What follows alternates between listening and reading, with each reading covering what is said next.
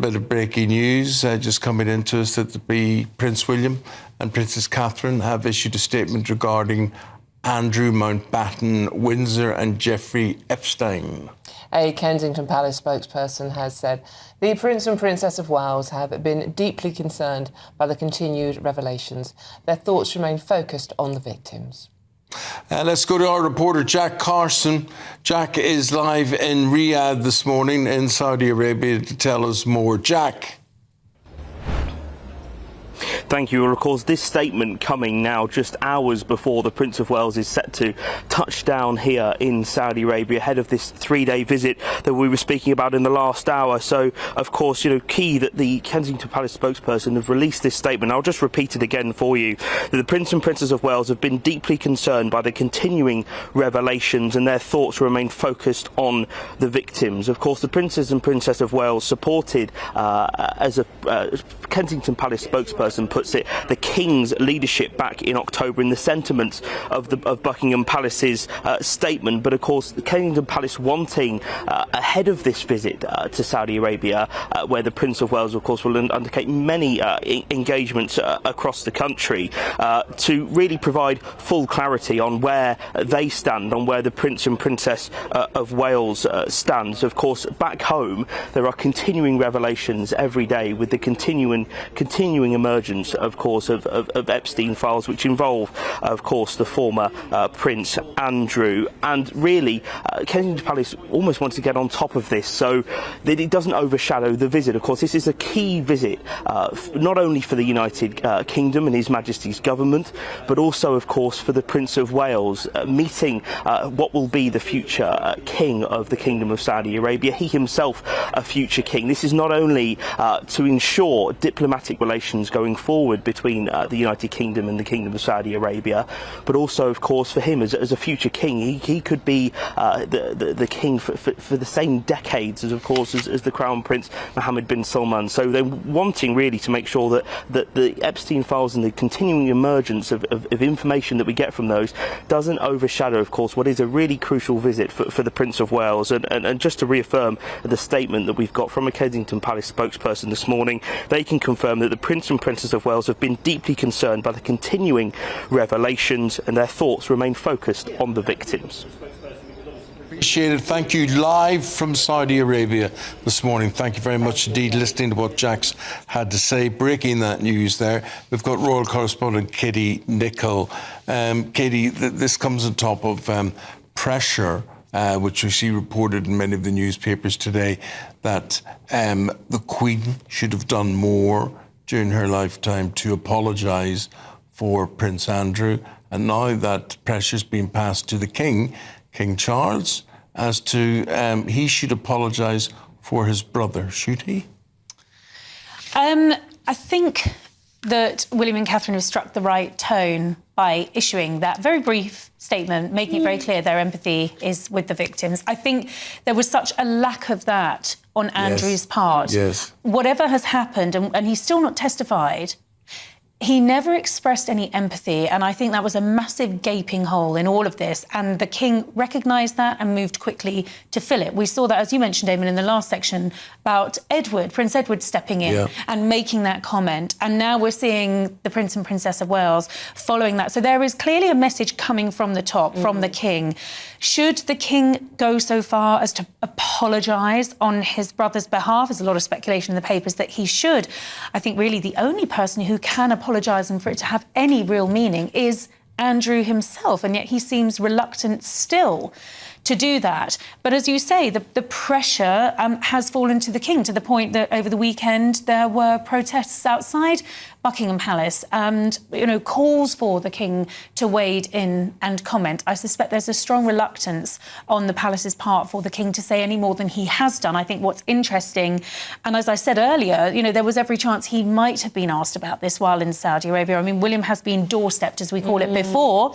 I'm sure he would respond very well. off the hoof and doing it spontaneously. But this way he's been proactive rather than reactive. And I think that's how they're going to move forwards. There's nothing more important than keeping your money and your identity safe online. And with so many VPN options available, choosing the right one can be pretty daunting. But this video's sponsor, ExpressVPN, is making the choice easier for GB News viewers. ExpressVPN is offering up to 73% off, plus 4 extra months free. That's top-level security from just £2.49 a month, and you're covered by their 30-day money-back guarantee. So just click the link in this video's description or scan the QR code now. Remember, when you're online, you are often sharing personal data, so hackers can steal your information, your passwords, your photos, and your bank details in just seconds. But ExpressVPN encrypts your connection, making it virtually impossible for hackers to access your personal information. So why choose ExpressVPN? Well, it couldn't be easier to use. With just one click, you are protected. And ExpressVPN uses military-grade AES 256 encryption, which is the same standard trusted by the US government to guard their classified information. With their new tiered plans, you can protect up to 14 devices at once and manage passwords securely. Live chat support is available 24/7, and it typically connects you in under a minute with a real person. Click the link in this video's description or scan the QR code to get up to 73% off ExpressVPN plus 4 extra months free. Start protecting yourself today with ExpressVPN. I'm trying to work out whether it was a good idea to release this statement now or not, because if you're a journalist like Jack is out there following them, it gives you an opening to ask that question. It does, but Dawn, I think the point is it's so ubiquitous, we're so saturated with it, there would be no getting away from it. And I think probably William, in consultation with his aides, who are very good, very wise, they've been on these sorts of in this sort of situation before, just say, let's be, like I said, let's be proactive rather than reactive. Let's get it out there and let's hit the ground running. Let's get on with what we're doing in Saudi Arabia. Let's put the focus on sports. Let's put the focus on the World Cup in 2034. Let's put the focus on this important bilateral relationship, and let's try and leave this behind. Katie, it's interesting on the Andrews situation. Again, you know, half the papers on the political side, half on the royal side, again with the Epstein thing. I get the impression, I don't know about you, that Andrews still is not entirely convinced he has anything to apologise for. I think you're absolutely right, and I think there is a sense when someone believes their own narrative so much that it becomes their reality, their truth. I think that's where Andrew is. It's very hard to know, isn't it? Because we're not privy to those conversations. We don't know what his state of mind is. We do know that that William, and I'm told Princess Anne as well, are very concerned about Andrew and his mental state of mind. I mean, there is, as I was told by a Palisader last week, only so much one person can take. And I think there is a fragility around him that they are clearly concerned about as family members. And I think as far as everyone else is concerned, just a sense of disbelief. Wouldn't you want to come out and just say something at this point rather than have it all being hearsay? Interesting that William is in Saudi Arabia, because there is a strong line coming out that is where Andrew might indeed end up. Yeah, well, at the moment, as we know, he was sort of squirreled out of Royal Lodge in the, under the cover of darkness last week, moved into temporary accommodation on the Sandringham estate while his new home is being readied for him. I think in many ways, sort of out of sight, out of mind is the best place for him to be, in that sort of royal Siberia. And I think the risk with the Middle East, whether it's Saudi or wherever it might be, is he'll then be in the sort of grace and favour of others, potentially controversial figures, and that is the absolute last thing the royal family needs. It's emerged over the weekend that the king is now paying for Andrew, he's subsidising him, he's making sure there's no need for Andrew to have to sort of go and seek money from elsewhere. And it seems like rainy, grey Sandringham is going to be it, certainly for the foreseeable future. That's Andrew. Who's looking after Sarah, as in former Sarah Ferguson? Well, I think she's pretty much out in Siberia in exile as well. And rumours again over the weekend that she might be looking for some sort of a place in Windsor. I mean, she's going to want to be close to her girls, isn't she? There's all sorts of rumours about the state of play of the family dynamics. We know that Eugenie's cut off her father. Beatrice, I'm told, is going to follow suit. I think the girls still remain close to their mother, but cannot be seen to be sort of publicly siding with either of their parents at the moment, because the damage would be so great. And I think that leaves Sarah in a really difficult position. I mean, the claims that have come out against her are pretty horrendous. No one wants to be on the receiving end of that. And she's emerged out of all of this, well, homeless for the time being.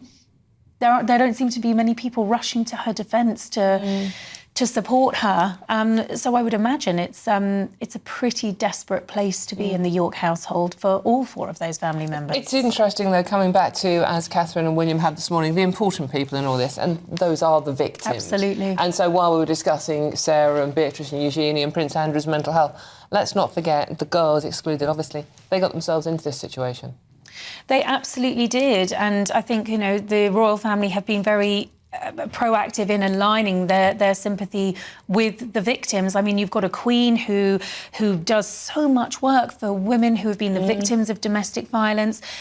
Sophie, the Duchess of Edinburgh, the work that she does to empower women and young girls around the world. It's just in such stark conflict. And just to bring it back to Eugenie, she is patron of an anti-slavery charity. Yeah, so it's all just such a great conflict of interest. But yes, I think the point that they are making on the eve of this visit, just hours before William touches down, is, you know, we are following this, we're aware of it, we have not got our heads in the sand, and our feelings are for the victims. So they've struck absolutely the right tone. Well, it'll be interesting to see how William's trip unveils what happens next. For the moment, Katie, thank you very much indeed. Lovely to talk to you. And to thank you.